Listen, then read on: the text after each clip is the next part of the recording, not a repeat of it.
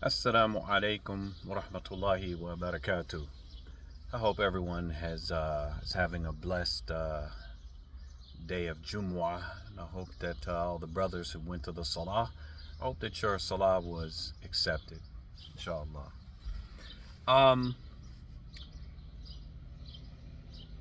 I've had conversations with brothers who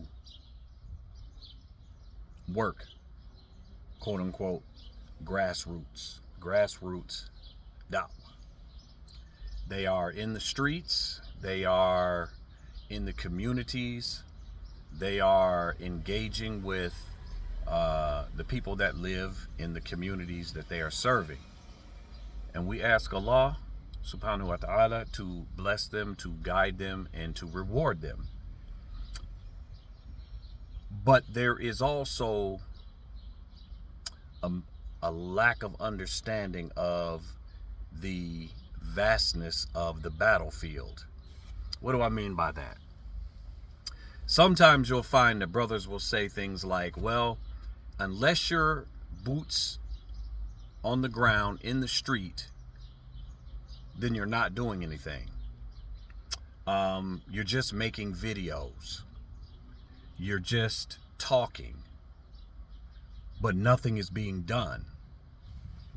And I have to disagree with that wholeheartedly, because the battlefield for guidance, the battlefield for souls is vast.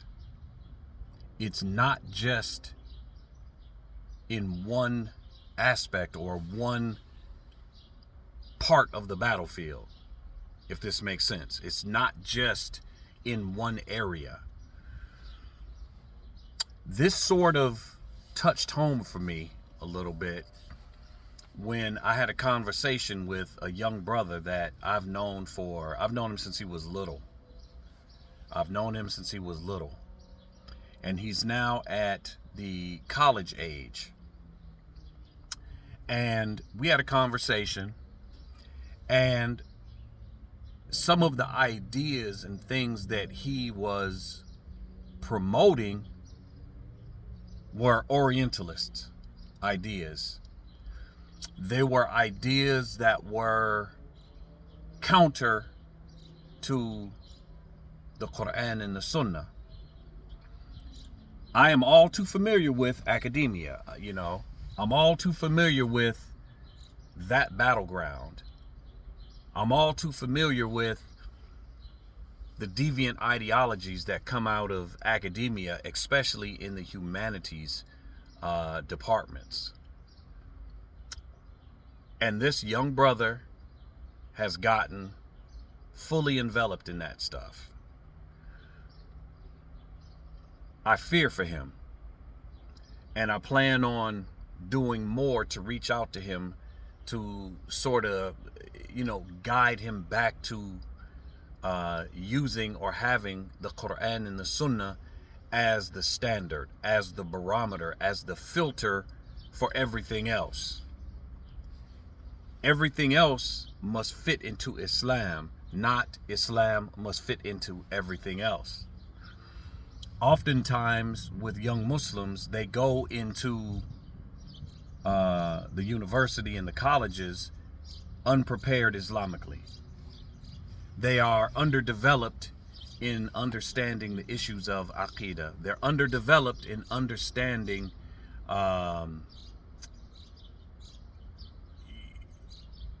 what comes first, Deen or what these college professors are telling you. There is much benefit in the universities from a dunya perspective. What we learn in the universities, again, has to be filtered through Islam and then made applicable. That's the filter, that's the strain, that the information that you get in the universities, it has to go through that Islamic strainer. You take the impurities out and you take that which is then in alignment within the guidelines of halal and haram, and then you use it to benefit the Muslims. And I think that's where we often fall short. Again, the battlefield is vast. It's not just walking through the streets, walking through the ghettos, handing out flyers, calling people to Islam. But the battlefield is also in other aspects of life. Brothers that have knowledge of academics or economics, brothers that have knowledge of psychology, psychiatry, sociology, the different sciences, chemistry, natural sciences. All of that can be used for the betterment of the ummah. But it also has to be filtered through that Islamic lens. You got to shake out the impurities, and then what's left, that's what you use. That's what you give to the Muslims. That's what you use to make your community better. Sheikh Farouk Post has a book called The Intellectual Invasion. And that is a very, very good book. And he touches on many of these points in his book. The intellectual invasion, propaganda, the Orientalist attack, how they attack, what they use to attack, tactics that they use to attack, interfaith, all these different political propaganda, finding Muslims who are weak in their deen and then slowly but surely pulling them away from their deen and guiding them toward these different ideologies that are being pushed and promoted in academia. That book, Intellectual Invasion by Sheikh Farouk Post, is an excellent book, and it's can be used as case in point for what I'm talking about. That the battlefield is not just boots on the ground in the hood, passing out flyers and doing, other various things that alhamdulillah, do need to be done, but not limited to those. We have to learn to appreciate and benefit from the work that's being done in other fields. Because if we limit and pigeonhole da'wah and work done into just one lane, then we're going to become mentally retarded, economically retarded, academically retarded in other aspects of life that need to be nourished, that need to be cultivated, that need to be given opportunity or given focus so that the opportunity for growth can happen in those other aspects of life. We have to also understand that not all Muslims are in the hood. Not all Muslims are in low-income areas, right? The Muslims are everywhere. The Muslims are everywhere. You have, and see, this is something that I think is very much undervalued. It's undervalued.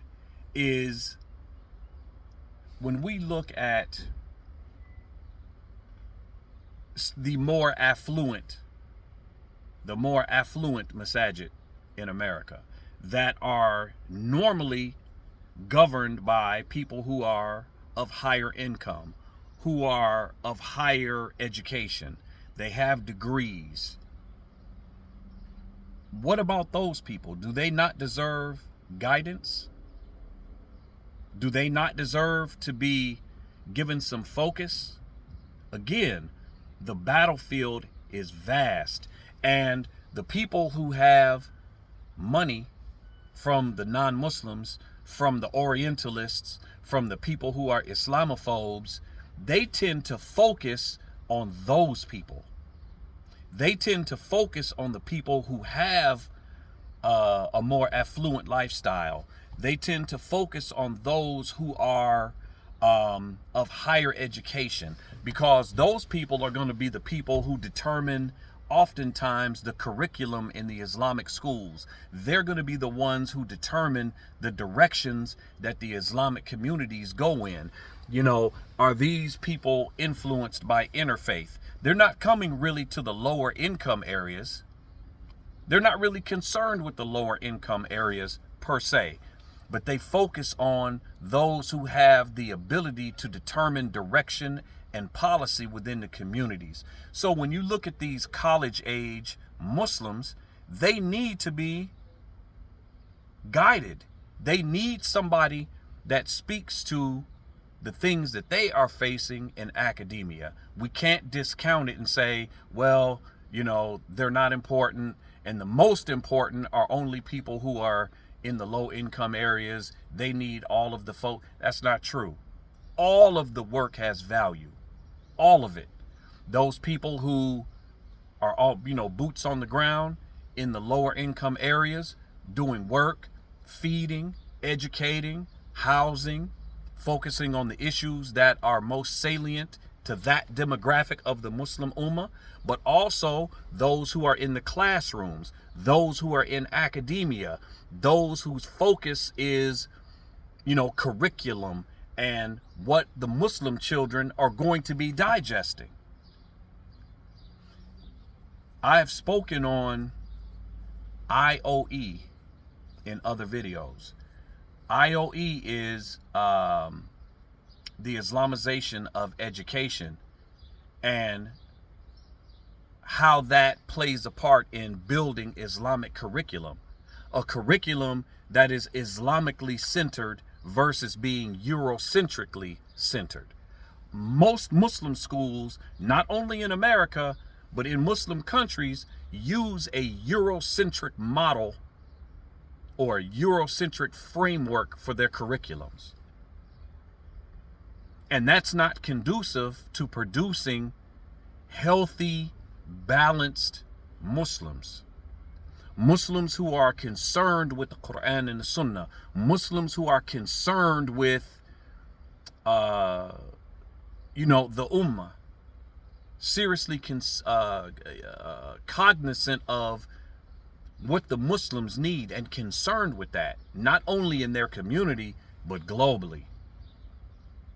So those who focus in that field are equally as important as those who are doing work in other aspects with other demographics in the Ummah. All of it is relevant and all of it needs to be done.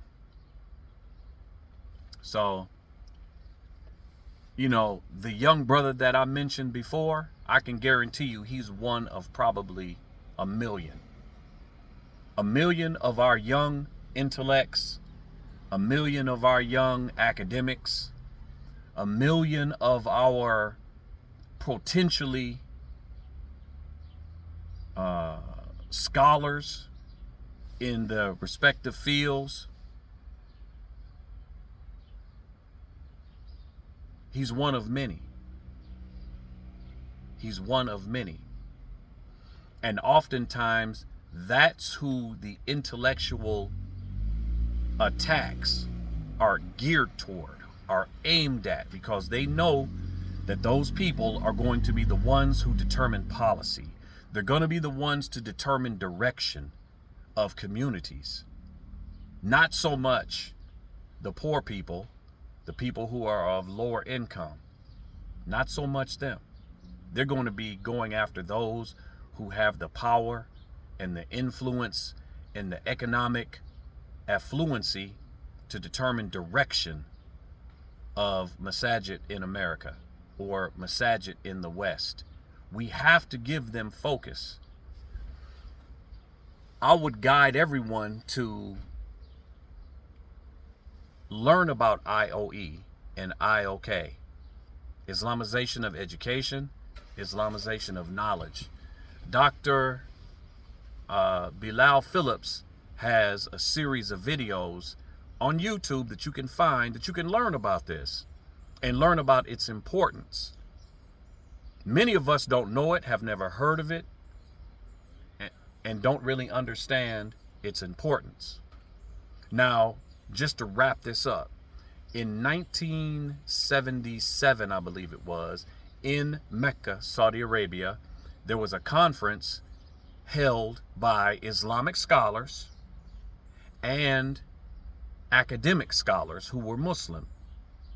And they wanted to look at education of Muslims globally. They wanted to look at how are the Muslims being educated, by what means, by what tactics, by what methodology are the Muslims being educated. And they found that the Muslims globally work within a Eurocentric framework to educate the children, the Muslim children. Even so much so that now you'll find that some Muslim countries may use Jewish organizations to filter information that's being taught within Muslim schools, to make sure that they're not teaching anything that's not controversial or anything that's not offensive to certain demographics, certain groups that have agendas that want to weaken the Muslims. There are Muslim countries that go through Jewish organizations and have them filter and give them the okay for what's being taught in the Muslim curriculums in the schools. We need to learn IOE and IOK, Islamization of information and Islamization of knowledge.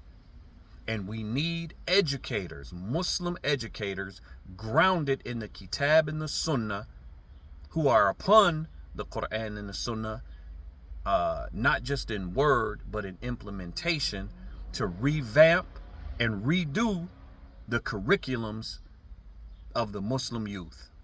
Not only the Muslim youth, but in the Muslim universities, and ground students in the West in IOE and IOK, so that when they are intaking information in these Western universities, they can discern between haq and batil. They can discern between halal and haram. They understand how to filter information, digest it properly, and then use it not only in their life, but for the benefit of the Muslims. Hopefully this makes sense. Barakallahu feekum wa jazakum Allahu khairan. Assalamu alaikum wa rahmatullahi wa barakatuh.